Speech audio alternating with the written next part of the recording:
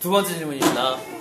저는 조금 현실적인 질문을 할 건데요. 현재 이제 초등학교 5학년 올라가는 남자아이가 있고 지금 같이 온 중3 올라가는 여자아이가 있는데 같은 공부를 하되 좀 효율적으로 공부할 수 있는 방법은 어떤 것이 있는 건가 한 가지 하고요.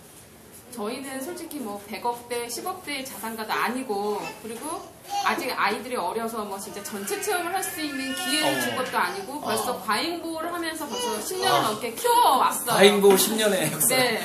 그래왔고 학원을 안 보내고 스스로 어떻게 해보고 싶지만 솔직히 그거는 현실적으로 내가 불안해서 못 시키는 거고 벌써 이렇게 10년, 12년, 16년을 이제 그렇게 키워왔는데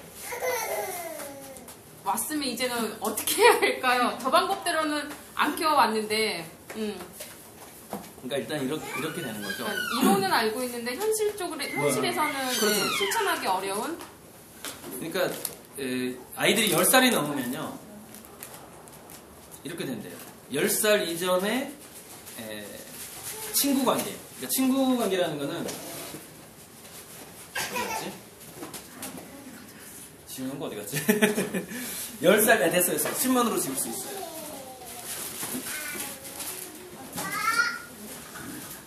친구는 두 가지가 있어야 친구가 되거든요. 이게 결합되지 않으면 친구가 안 돼요. 사랑과 자유가 두 가지가 있어야 돼요.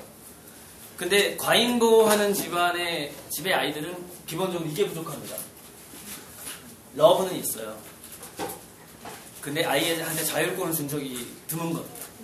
왜냐면 너무 잘 키우고 싶었으니까.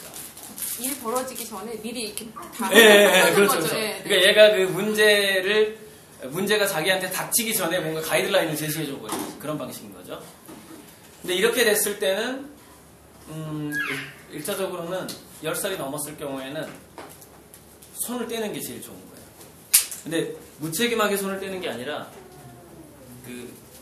괜찮은 멘토를 만나게 해줘야 되는 거죠. 그래서 과외 선생을 하나 뽑아도 굉장히 자기 자녀를 사랑할 수 있게끔 만들어야 되거든요. 러브, 그다음에 프리. 그러니까 모든 인간은요 이 러브하고 프리에서 자발성이 생겨요. 동기부여가 돼요. 동기부여는 러브와 프리에서 된다. 근데 학교 선생님이든 학원 선생님이든 과외 선생님이든 간에 이 둘 중에 하나가 꼭 결핍되어 있습니다. 러브가 있으면 프리가 없고 프리가 있으면 러브가 없고 막 이래요.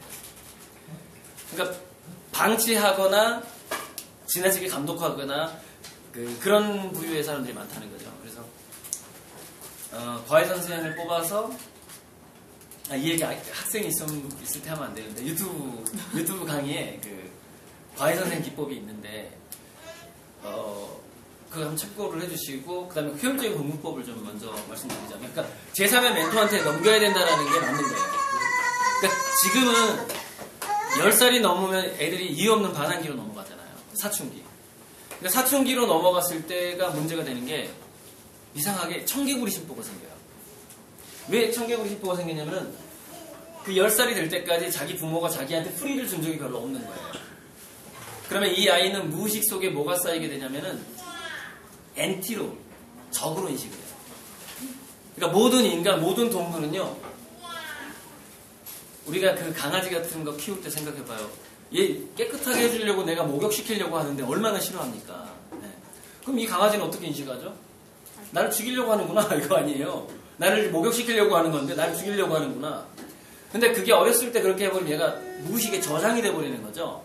그래서 기본적으로 이성적으로는 엄마는 나를 사랑하는 존재야. 근데 행동은 반대로 나오는 거죠. 그래서 청개구리가 돼버리는 거예요. 그래서 제3자한테 맡기지 않으면 안 된다.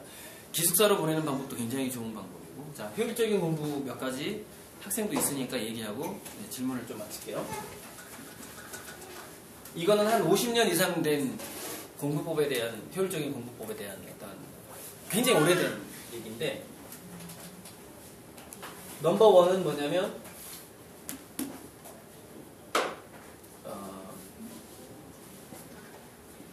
새로운 그 교재를 스스로 만들어 본다예요. DIY. 이게 넘버 원입니다. 교과서가 5종이면은 여섯 번째, 일곱 번째 교과서는 내가 직접 만들겠다. 근데 이거 자체가 DIY의 이거 뭐예요? Do it yourself잖아요.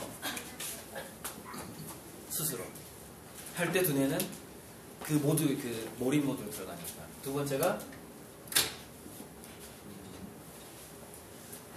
누군가, 그러니까 뭐 그게 동생이든 뭐 인형이든 간에 거울이든 부모든 간에 누군가를 가르치기입니다.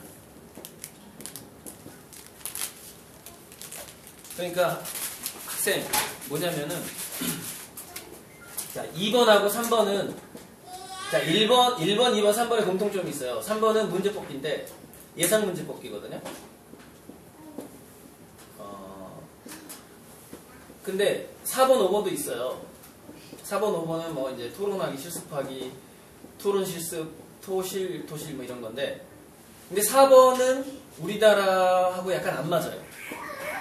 근데 이거를 하면 좋긴 좋아요. 왜냐면 면접이 강화되니까. 면접, 토론 실습이. 실습이 약하면 토론이 잘 안 됩니다. 이건 서로 상호관계가 있어요. 토론과 실습. 이게 전체 체험이에요, 실습이.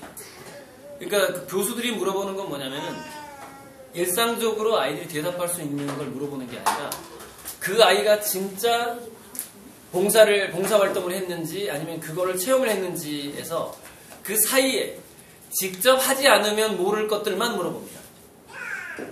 그러니까 학원에서 지금까지는 그렇게 넘어가는 경우가 있었어요. 인터뷰에서 거짓말할 수가 있었다는 거죠. 근데 갈수록 진짜 그걸 해보지 않으면 모를 것들 질문을 계속해서 연구를 합니다. 학교에서 이런 데서. 그러니까 진짜 해보지 않으면 대답을 못하는 거죠.